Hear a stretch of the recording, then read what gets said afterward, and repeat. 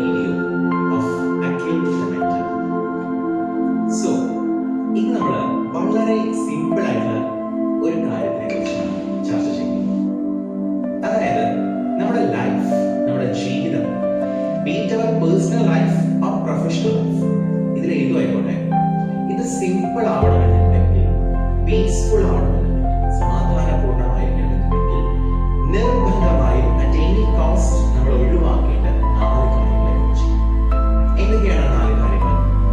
ഒന്നാമതായിട്ട് അമിതമായി ഒന്നിനെ കുറിച്ച്, ഇനി സംഭവിക്കാൻ പോകുന്ന കാര്യങ്ങളെ കുറിച്ചിട്ട്, നമ്മുടെ ഫ്യൂച്ചറിനെ കുറിച്ചിട്ട്, നാളെ എന്ത് സംഭവിക്കും, ഇതുവരെയും സംഭവിക്കാത്ത കാര്യങ്ങളെ കുറിച്ച് വറി ചെയ്യുന്നത്, ടെൻഷൻ എടുക്കുന്നത്, സ്ട്രെസ് എടുക്കുന്നത് ഒഴിവാക്കണം.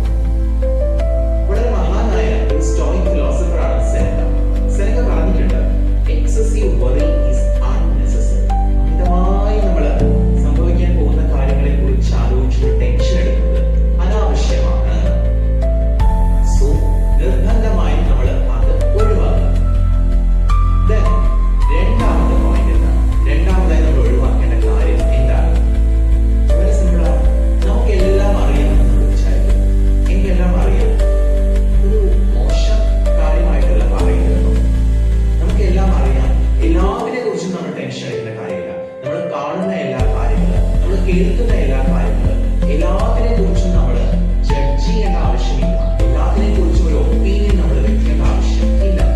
ചില കാര്യങ്ങളൊക്കെ നമുക്ക് എന്ത് ചെയ്യാം,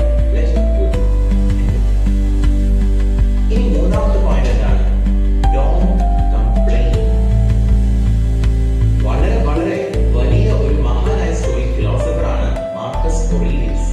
അദ്ദേഹത്തിന്റെ പേര് കുറച്ചുകൂടെ ഫേമസ് ആവുന്നത് അദ്ദേഹത്തിന്റെ മഹത് ഗ്രന്ഥമായിട്ടുള്ള മെഡിറ്റേഷൻസിലൂടെയാണ്.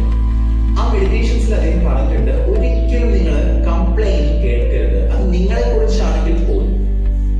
നമുക്ക് ഇത് ചെയ്യേണ്ടത് സിമ്പിൾ കാര്യങ്ങൾ എങ്ങനെയാണോ അതിനെ അങ്ങനെ തന്നെ എടുക്കുക.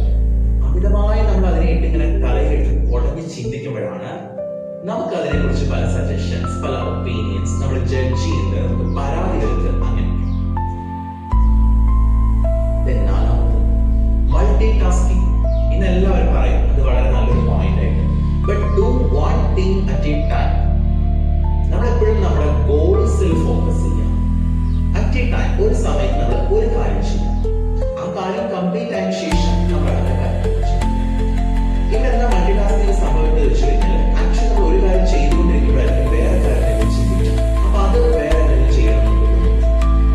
സോ അത് നമുക്ക് ഒഴിവാക്കാം. അറ്റ് എ ടൈം ഫോക്കസ് ചെയ്യുന്ന ഒരു കാര്യം ചെയ്യും. നമ്മുടെ ഫോക്കസ് എന്തിനായിരിക്കണം? What we can control. അതിനായിരിക്കണം നമ്മൾ ഫോക്കസ് ചെയ്യുക.